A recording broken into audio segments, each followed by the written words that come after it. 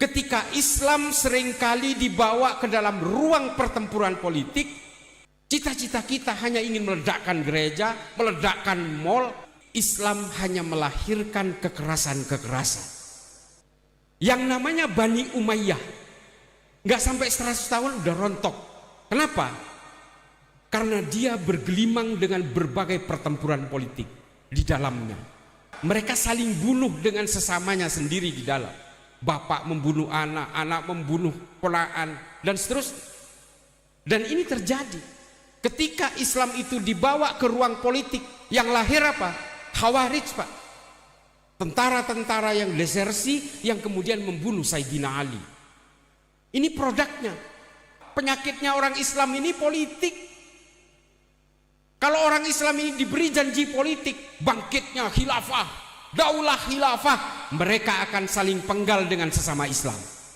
Tapi mengaku beragama Islam.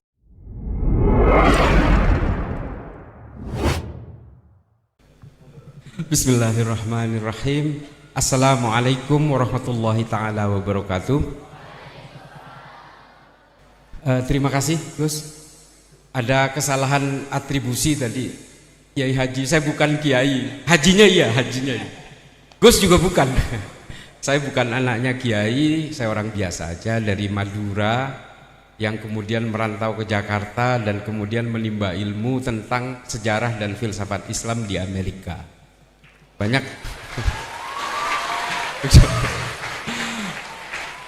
biasa aja, maksudnya banyak orang yang waktu itu nanya, kok kamu nggak ikut Ginanjar ke Mesir gitu, kamu kok ke Amerika. Tapi saya justru ingin melihat Islam itu dari sudut yang lain, makanya saya memilih sekolah Islam satu-satunya di Amerika, namanya Zaituna Institute.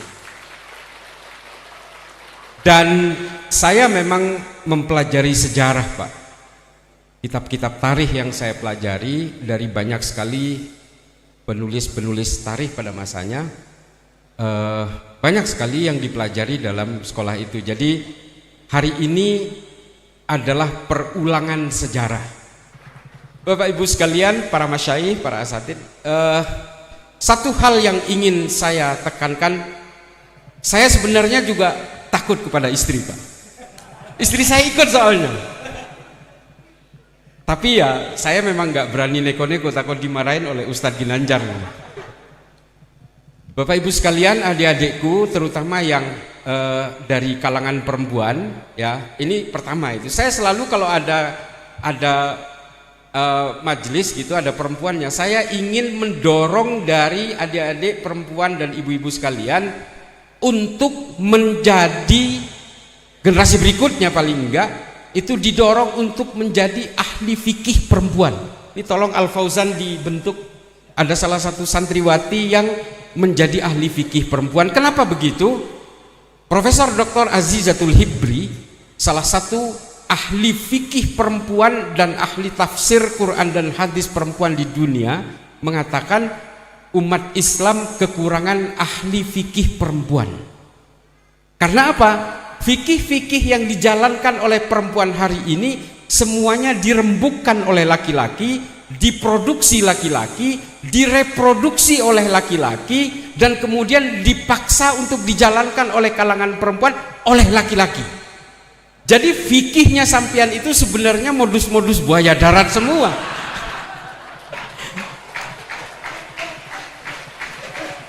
Itu dia. Kitab Adabul Mar'ah. Adabul Mar'ah itu adalah kitab tentang adab perempuan. Jumlahnya 38 kitab, penulisnya laki-laki semua. Coba. Saya ingin adik-adik sekalian dan salah satu dari yang hadir di majelis ini suatu saat membuat Adabul Mar'ah tapi yang ditulis oleh perempuan. Jadi sampean sendiri itu tidak hanya mendengar nanti di surga akan ada bidadari. Lah sampean dapat apa? Jadi sampean bisa menggali produk-produk tafsir, jangan takut untuk kemudian bisa membuat terobosan baru dari tafsir. Karena kita semua hidup dari tafsir-tafsir. Jangan kemudian takut, wah kamu liberal, kamu melawan tafsir ini, kamu melawan tafsir itu, kamu melawan tashihnya ini. Jangan takut, Pak. Jangan takut ibu-ibu, bapak-bapak sekalian, karena begini, nanti dicap liberal kamu. Kamu tidak sesuai dengan ajaran ini, kamu liberal. Liberal itu adalah kebebasan berpikir. Kalau orang nggak sholat, nggak puasa itu bukan liberal, Pak. Itu artinya nggak taat aja sama agamanya. Jadi kalau kita mengenal 4 mazhab, dari 4 mazhab setiap periode ini kan semuanya melakukan pemberontakan pemikiran kepada mazhab sebelumnya. Jadi Hanafi kemudian diprotes oleh Maliki, Maliki diprotes oleh Syafi'i, Syafi'i diprotes oleh Hambali. Ini kan semua adalah tafsir-tafsir yang berbeda. Kenapa?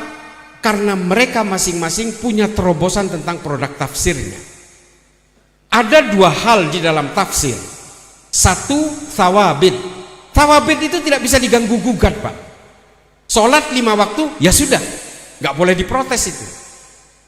Tapi ada satu hal yang bisa dirumuskan lagi, namanya mutaghayyirat. Mutaghayyirat itu apa? Jamaknya. Itu kan produk tafsir, Pak. Setiap ulama punya produk tafsir sendiri tentang jamak, tentang takdim, tentang qasar dan seterusnya, takhir dan seterusnya. Ada soal jarak, ada yang bilang 50 kilo, ada yang 100 kilo dan seterusnya. Itu adalah mutaghayyirat. Bisa, Pak. Nah, hari ini semua orang hidup dengan tafsir-tafsir itu. Maka kemudian kita tidak boleh terjebak di dalam hakimiyah dan takfiriyah. Jangan kemudian mentang-mentang dia berbeda dengan saya, lalu saya kafirkan dia. Tidak boleh. Kalau sampean yang sudah pernah ke Masjidil Haram di Mekah, cara sholat orang berbeda-beda. Ada yang sendakep, ada yang lurus, ada yang sambil ngomong anaknya, ada yang sambil baca HP begini. Semuanya mengaku Islam dan semuanya mengaku paling benar itu, Pak. Dan ini adalah produk-produk tafsir yang diyakini. Selama masih dalam ruang mutaghayyirat, kita boleh membuat terobosan dengan dasar yang benar dan betul-betul sesuai dengan usulnya. Bukan begitu ya, Ustadz Ginanjar ya? Saya kalau ditonton, saya grogi ya Ustadz Ginanjar dan para masyayikh. Jadi jangan kemudian anggap, wah Islah itu liberal. Masa orang liberal itu hanya karena berpikir? Dulu, Pak, ini saya cerita dulu, ibu sekalian ya, ibu-ibu terutama, seorang sarjana pertama di dalam Islam dan yang mendirikan kampus universitas pertama kali dalam dunia Islam, nama universitasnya adalah Al-Qarawiyyin, itu perempuan, namanya Fatimah Al-Fihri. Coba tuh. Dan hari ini Saudi di bawah Muhammad bin Salman selama puluhan tahun dia berusaha menekan dan menindas perempuan atas nama agama. Hari ini mereka sadar bahwa perempuan ini adalah potensi keilmuan yang luar biasa, sehingga arsitek, astronot dan semua engineer yang disekolahkan oleh Saudi itu perempuan semua. Coba. Selama 200 tahun Saudi mengharamkan musik. Hari ini mereka berusaha masuk ke ruang mutaghayyirat dan furu'iyah. Mereka memberikan tempat untuk konser musik. Jadi wahabi pesek yang di sini ini seolah-olah ketipu semua. Coba. Kalau sampean ke Saudi dulu, saya haji tahun 97, Pak. Saya merokok di depan hotel. Wah, itu langsung dimarahin sama baladiah itu, polisi syariah. Mamnu haji, diusir, suruh matikan. Hari ini, Pak, di mana-mana orang merokok karena ruang mutaghayyirat itu. Bahkan di bandar udara di Jeddah, ruang merokoknya banyak sekali. Dan setiap kafe itu menyediakan sisa, Pak. Selama ratusan tahun mereka mengharamkan rokok, pada akhirnya mereka terjebak terhadap tafsirnya sendiri.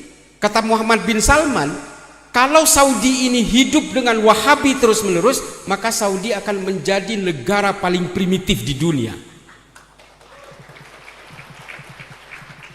NU yang nggak primitif, om kita rokokan loh.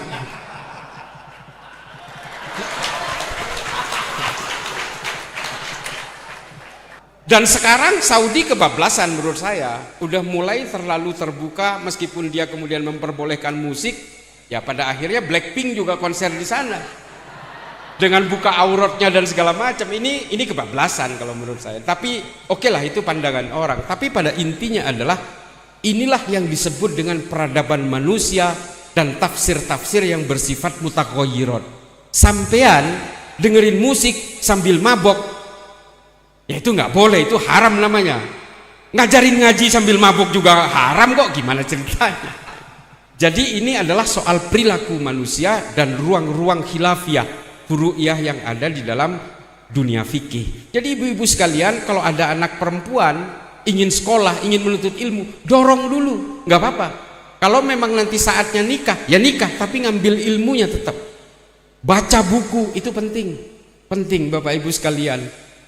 Kemudian yang ingin saya sampaikan tentang pesantren ini.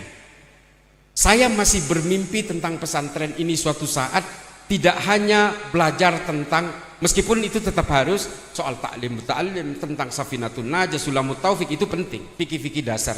Tapi ada satu hal yang hilang hari ini dari kita, di kalangan NU maupun di kalangan Islam, belajar tentang ilmu pengetahuan, Pak. Ketika Islam seringkali dibawa ke dalam ruang pertempuran politik, Islam hanya melahirkan kekerasan-kekerasan. Yang namanya Bani Umayyah, nggak sampai 100 tahun udah rontok. Kenapa? Karena dia bergelimang dengan berbagai pertempuran politik di dalamnya. Mereka saling bunuh dengan sesamanya sendiri di dalam. Bapak membunuh anak, anak membunuh ponakan, dan seterusnya. Dan ini terjadi ketika Islam itu dibawa ke ruang politik, yang lahir apa? Khawarij, Pak. Tentara-tentara yang desersi yang kemudian membunuh Sayyidina Ali. Ini produknya. Dan kita hari ini tidak lagi melahirkan Ibnu Sina, Jabir Ibnu Hayyan, Abu Bakar Ahmad Ad-Dinawari, Al-Khawarizmi, Ibnu Batuta, Al-Kindi, Al-Farabi. Tidak kita lagi lahirkan dari dunia Islam. Yang dilahirkan hari ini Osama bin Laden, Abu Bakar Al-Baghdadi, Abu Bakar Ba'asyir, Oman Abdurrahman. Itu yang kita lahirkan hari ini. Tidak lagi melahirkan ahli kesehatan Imam An-Nawawi. Kita tidak lagi merangkul Maimonides, Ibnu Maimun yang orang Yahudi.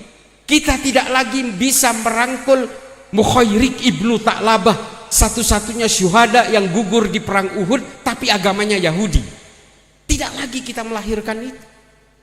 Cita-cita kita hanya ingin meledakkan gereja, meledakkan mall, kita mengkafirkan NU, membid'ahkan NU karena dia ziarah kubur dan hanya maulidan. Bapak Ibu sekalian, ini penelitian ilmiah. Saya sudah hinggap ke berbagai negara konflik. Saya selalu utarakan ini supaya kita bisa membandingkan dengan negara lain. Somalia, Pak, Somalia, satu negara isinya Wahabi, Pak. Bapak Ibu sekalian, para kiai, mohon maaf. Somalia itu isinya Wahabi. Undang-undangnya hudud. Nyolong pertama dipotong tangan kanannya. Nyolong kedua tangan kirinya dipotong. Nyolong lagi dipotong kaki kanannya. Nyolong lagi dipotong kaki kirinya. Itu hukum yang berlaku di sana. Sehingga apa? Somalia menjadi penyumbang pengemis bertangan buntung dan berkaki buntung terbesar di dunia. Coba. Tapi perangnya nggak pernah selesai sampai hari ini, Pak. Coba, kenapa begitu? Padahal hukumnya sama, ajaran yang dipegang sama, tafsir agama yang dipegangnya juga sama. Semuanya homogen, Pak. Sukunya sama, bahasanya sama. Tapi perangnya antara pemerintah dan Al-Shabaab tidak selesai-selesai. Satu, kenapa? Karena ambisi politiknya berbeda. Hari ini perangnya sudah 27 tahun, sesama Wahabi, Pak. Kenapa begitu? Politik lagi yang memecah belah mereka. Yang satu ingin menguasai negara, yang satu ingin menguasai negara. Orang Barat tahu, Pak, penyakitnya orang Islam ini politik. Kalau orang Islam ini diberi janji politik, bangkitnya khilafah, daulah khilafah, mereka akan saling penggal dengan sesama Islam. Orang Barat tahu itu. Makanya kemudian mereka difasilitasi untuk mendirikan Hizbut Tahrir. Mereka difasilitasi untuk membangun Ikhwanul Muslimin. Mereka difasilitasi untuk mendirikan Al-Qaeda, mendirikan Islamic State of Iraq and Suriah, dan seterusnya. Kita diberi mimpi-mimpi politik. Itu makanya orang-orang HTI yang getol ingin menegakkan khilafah dan sebagainya. itu sebenarnya kemakan oleh jebakan Batman Barat. Tapi mengaku beragama Islam. Pak, politik ini menunggangi agama supaya kejahatannya terlihat terhormat. Apapun menunggangi agama akan terlihat terhormat, Pak. Makanya kemudian umat Islam harus kembali ke masa jayanya Islam di abad 10 sampai 12, melahirkan ilmu pengetahuan yang dipakai oleh umat manusia sampai hari ini. Kalau kita tidak terlibat dalam hal itu, selesai kita, Pak. Kita hanya menjadi kacung-kacung peradaban manusia. Saya minta Al Fauzan harus menjadi motor dari gerakan ini. Kemarin saya dipanggil oleh salah satu petinggi di Mabes Polri. Saya bilang, kalau ingin terjun dalam kemaslahatan umat dan dunia pesantren, tolong pesantren diajari coding, pelajari tentang AI, pelajari tentang digital. Bapak Ibu sekalian, mari kita perdalam ilmu. Kalau kita merasa terlambat, anak-anak kita dorong untuk belajar ilmu pengetahuan, padukan dengan maqasidus syariah, padukan dengan keilmuan-keilmuan fikih, supaya kita betul-betul tidak menjadi orang yang tersisih. Itu saja sih, mudah-mudahan. Mari Al Fauzan, kalau perlu nanti kita obrolin ya Ilman, untuk bisa bekerja sama dengan Mabes Polri supaya diberi kurikulum sedikit tentang ilmu pengetahuan AI, coding, dan pemahaman tentang dunia digital. Jadi, a'udzubillahi minasyaitonirrajim. Bismillahirrahmanirrahim. La nufarriqu baina ahadin birusuli wa qalu sami'na wa ata'na ghufranaka rabbana wa ilaikal masir. Wallahul muwaffiq ila aqwamit thoriq. Wassalamualaikum warahmatullahi taala wabarakatuh. Waalaikumsalam warahmatullahi wabarakatuh.